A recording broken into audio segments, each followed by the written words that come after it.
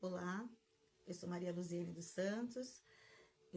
Eu trago para vocês o meu artigo de conclusão de curso, intitulado Inquietações, discutindo o ensino da história e cultura afro-brasileira e africana com professores do ensino fundamental 1 da Rede Municipal de São Paulo. Este artigo nasceu de uma inquietação que surgiu da Jornada Especial Integral de Formação, que é a JEIF.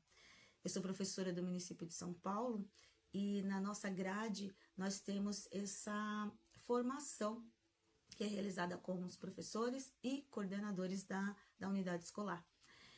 E nas discussões que nós tivemos, foi apresentado para a gente a Lei 10.639, né, que é o ensino da cultura afro-brasileira e africana. E eu comecei a me questionar sobre alguns pontos, né? A princípio, como essa lei chega aos professores, né? Como é recebida, como é entendida essa lei, para que possa ser passada para os educandos. E dessa forma, eu me questionava, né? Será que, como é que isso está sendo colocado? Como é que isso está sendo posto? Falado esporádico, só falado nas unidades ali, e enfim. Então, isso me trouxe essas questões. E para estruturar o meu trabalho, para ter uma sequência, uma coerência, eu trouxe 3 situações, 3 problemas para que seja respondido ao longo do texto, né? Então, a primeira questão: quais representações os professores trazem sobre a África e a sua cultura? É o primeiro ponto. Segundo, como contribuir ou corroborar para as transformações dessas representações? E o terceiro, como o letramento racial, adquirido a partir da participação no grupo de estudos ERE, que é a Educação das Relações Étnico-Raciais, alterou as representações da pesquisadora, eu em questão, sobre a África e a Lei 10.639 de 2003. Então, o meu trabalho foi estruturado em alguns pontos, né? Primeiro, eu quis compreender a estrutura da sociedade brasileira, né? Para onde essa lei está sendo posta. Os caminhos percorridos até a promulgação da Lei 10.639 de 2003. Quais foram esses caminhos? A legislação em si, as representações docentes sobre a África, o que os professores entendem sobre a cultura afro-brasileira e africana. Depois, o grupo de estudos e educação étnico-racial, que é o ERER, relatos de experiências do grupo ERER na unidade, né, da MF Céu Lajeado, a unidade onde eu trabalho atualmente, né? MF, Escola Municipal de Ensino Fundamental, e CEL é o Centro Educacional Unificado. Então, a princípio, compreendendo a estrutura da sociedade, eu trouxe Chimamanda Ngozi Adichie, né? É uma escritora nigeriana que escreveu um livro Perigo de uma História Única, e ela acrescenta ao meu trabalho quando ela fala a relação de poder. Eu vou ler um trechinho para vocês. É impossível falar sobre uma história única sem falar sobre o poder. Existe uma palavra em Igbo na qual sempre penso quando considero as estruturas de poder no mundo, Nkali. É um substantivo que, em tradução livre, quer dizer ser maior do que o outro. Assim como o mundo econômico e político, as histórias também são definidas pelo princípio de Nkali. Como elas são contadas, quem as conta, quando são contadas e quantas são contadas depende muito de poder.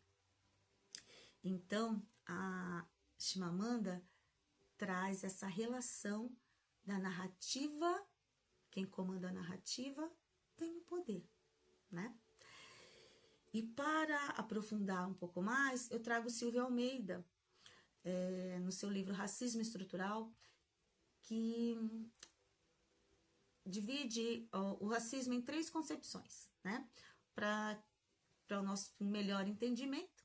O primeiro é o racismo individual, que acontece no caráter individual ou coletivo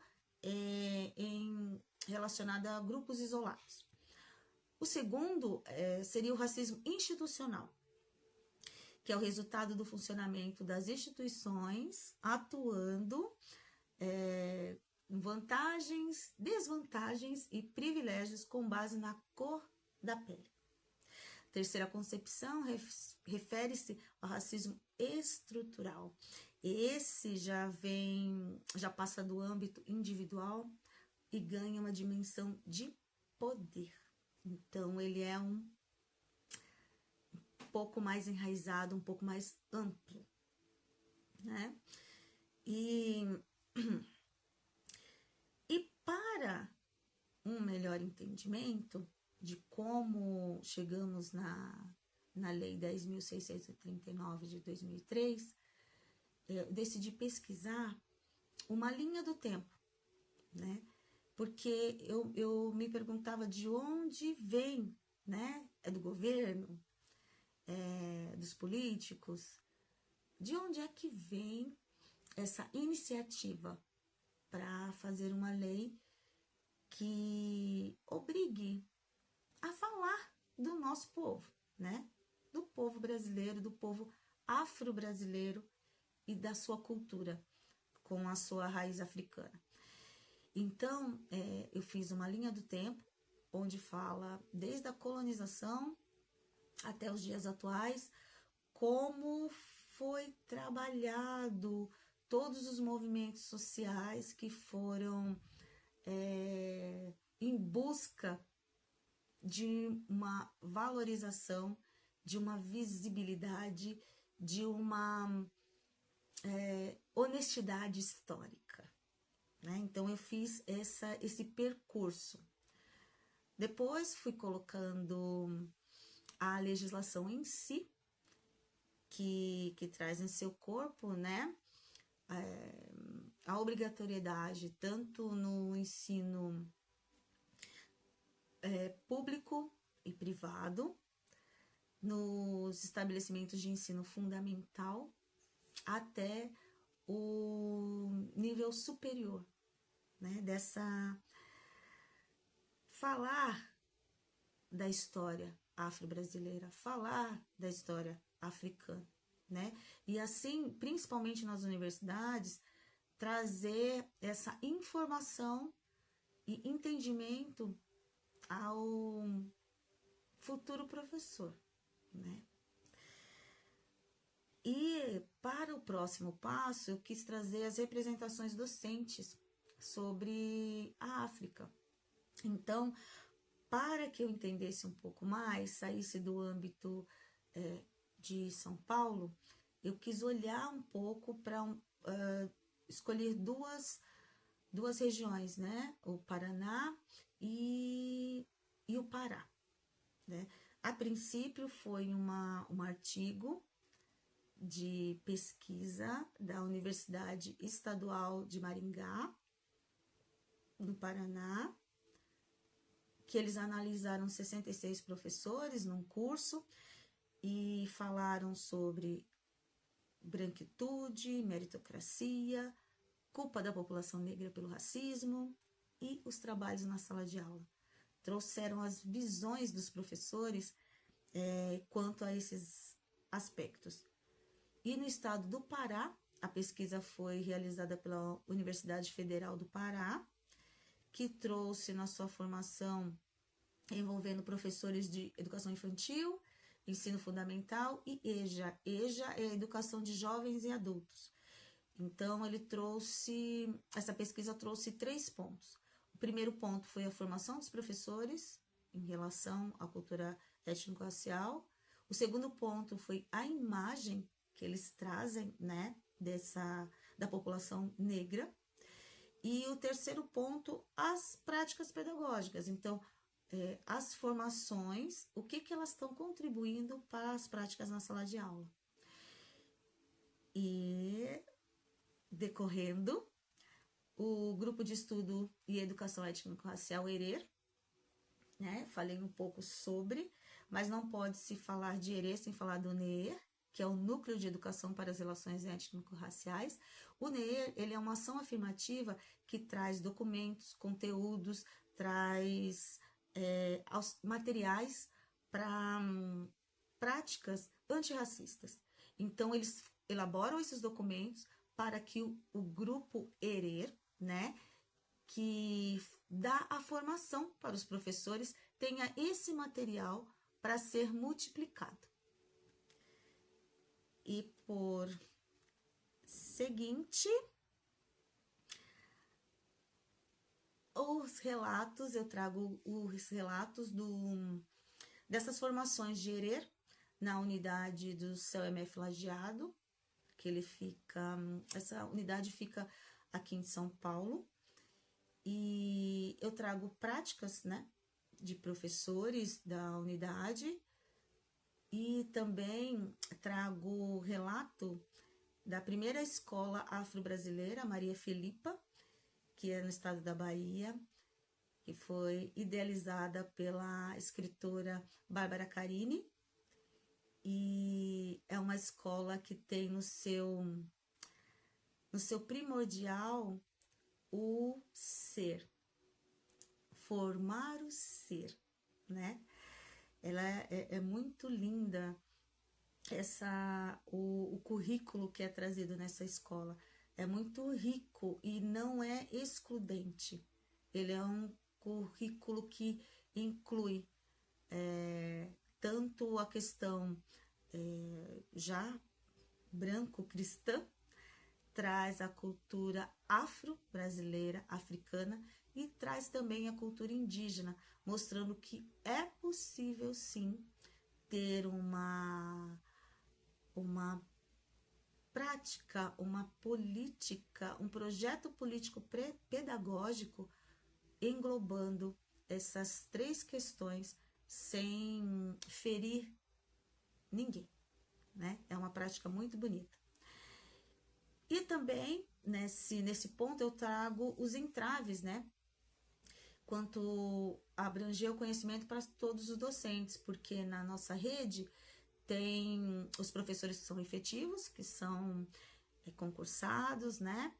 Realizaram concursos, tem os professores contratados, que não realizaram concursos, então eles são contratados por um período curto, e eles não têm direito a participar dessa formação que eu falei, a GEIF. Então, até que ponto eles têm este conhecimento, né? Até que ponto eles têm essa formação, que é riquíssima para a gente, né? E, por fim, trago aqui a minha conclusão, né? Depois essa pesquisa, e eu tenho em mente que mais de 300 anos de escravidão, tentativa de apagamento histórico e subjugação do povo negro, tenderá a ter mais do que os 22 anos da lei, né? É necessário mais. Porém, os primeiros passos já foram dados lá do início, né? Com os quilombolas, com as frentes negras em combate, né? Para que sejam reconhecidos, né? Em sua cultura, em sua história. E o reconhecimento também e a apropriação desse tema sobre os profissionais da educação, né? É necessário, é muito importante essas formações. Eu pude perceber que essas formações traz para a gente subsídios. As minhas referências, além de Adit, Almeida, Bárbara Carini, também tem a Maria da Glória, textos da LDB e, enfim, este é o meu artigo. Espero que vocês tenham gostado e muito obrigada.